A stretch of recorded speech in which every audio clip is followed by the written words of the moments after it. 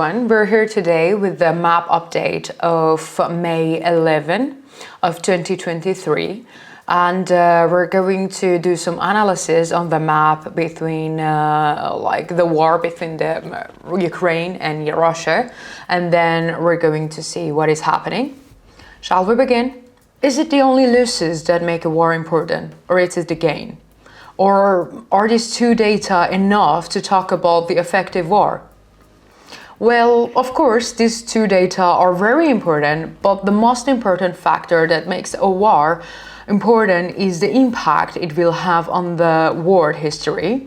While some wars do not go beyond the small conflicts, some wars can reshape the entire world order.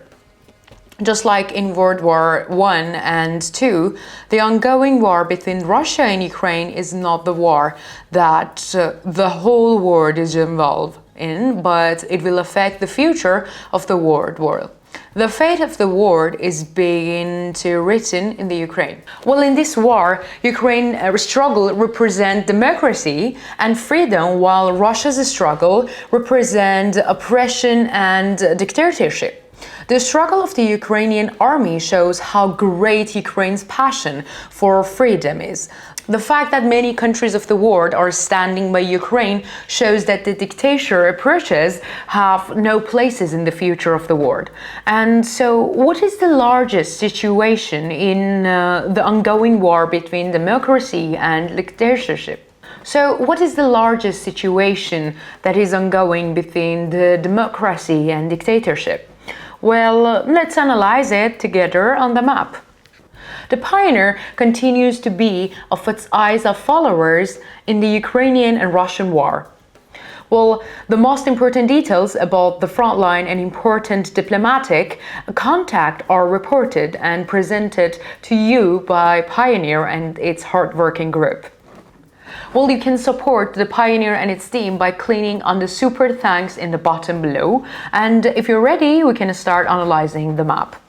Well, as the Ukrainian counteroffensive draws ever closer, reports from the front line shows that the Russian army is not capable of resisting this counteroffensive. On the map, you can see Bakhmut, where is the fiercest fighting is taking place right now, which is turning into a hell for Russia. We have already reported that this area is in the center of the battlefield and therefore very important for both armies. With the beginning of the withdrawal of the Wagner militia from Bakhmut, the remaining Russian troops were unable to withstand the Ukrainian counterattacks.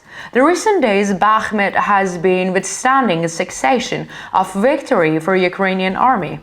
The T-0504 highway west of Bakhmut is one of the most important roads connecting this city with the western Ukraine. To the southeast of this road is the Bakhmut industrial zone. The industrial zone was previously captured by the Russian army and used as a base. With the withdrawal of the Wagner militia from the region, the Russian troops that controlling the industrial zone were in a great weakness. The Ukrainian army seized the opportunity to exploit this weakness. Ukrainian troops launched an intense but small attack on the industrial zone, and unable to withstand the Ukrainian offensive, the Russian troops were forced to retreat from the area. By securing the perimeter of the captured area, Ukrainian troops have made a significant gain in establishing permanent control over the eastern section of the T-0504 highway. The Ukrainian army's small-scale offensive in and around Bakhmut did not stop there. Now let's turn our attention in the Ivanivsky line, southeast of Bakhmut. The Russian front line you see here is designed to occupy Bakhmut and is designed as a hook to the east to encircle Bakhmut. So the Russian front line you see here is designed to occupy Bakhmut, and it's designed as a hook to the east to encircle Bakhmut. The Ukrainian army is countering this hook with a double-winged hook, trying to encircle Bakhmut. The Ukrainian army has encountered operations to break the Russian hook in the direction of Iwinsky and has been successful.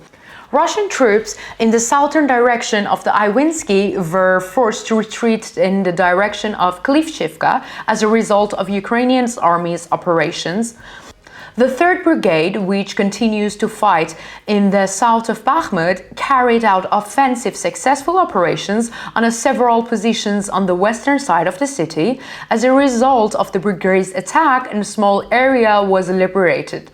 Heavy shelling by Ukraine troops continues in the region. We have already mentioned that the forward operation north of Bakhmut will start from Khormov. We have already mentioned that the forward operation north of Bakhmut will start from Kromov, and in the recent days the Ukrainian army has been expanding the Bakhmut operation by launching small but furious counterattacks in this area as well. Well, you can see the northwest of Bakhmut. Well, near Kromov, the Ukrainian army has carried out quite fierce attack. As a result of the Ukrainian 93rd Defense Brigade's offensive east of Bodanivka and east of Stobovki, Russian troops suffered heavy losses in many places and were forced to abandon their position at the retreat. Russian troops suffered heavy losses in many places and were forced to abandon their positions and retreat. Considering the recent operations in this context, we can state that the Ukrainian army will increase its pressure in the south and north of Bakhmut. Well, considering the recent operations in this context, we can state that the Ukrainian army will increase its pressure in the south and north of Bakhmut.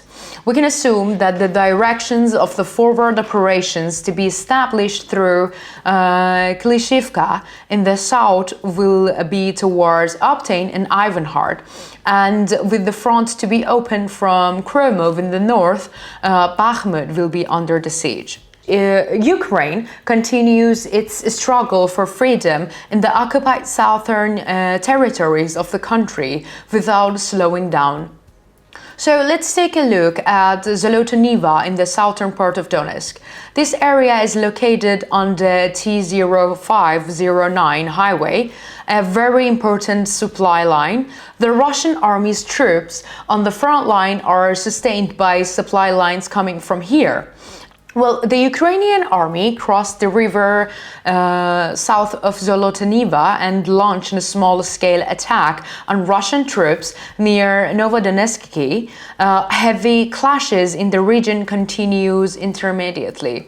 Now let's turn our focus in Kherson in southern Ukraine. Well, this region becoming quite scary for Russia.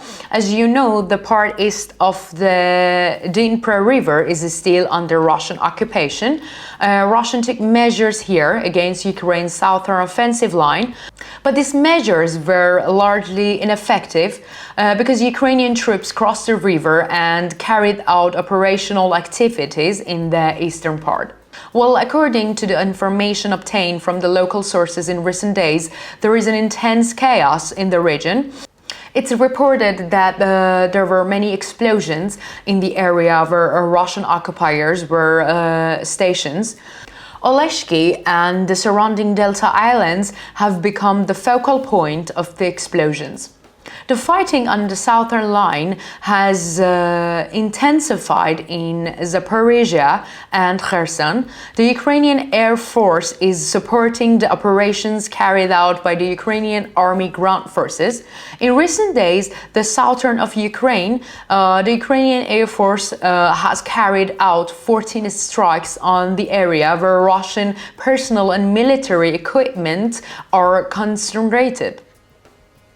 Ukrainian Air Force carried out 14 strikes on the area where Russian personnel and military equipment are concentrated.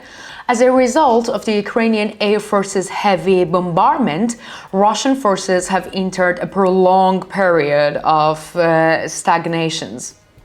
One of the bad news after another comes for Russia is coming from Crimea, the southern of Ukraine. Russia was shaken by the news coming from the town Tvidel in the northern part of Crimea. Since the region is completely under Russian occupation, Russia is relatively comfortable in this region. However, with the drawing of the Russian Air Force helicopters, the comfort was shattered. According to the allegations, Ukrainian intelligence officers who infiltrated the region shot down the Russian helicopter.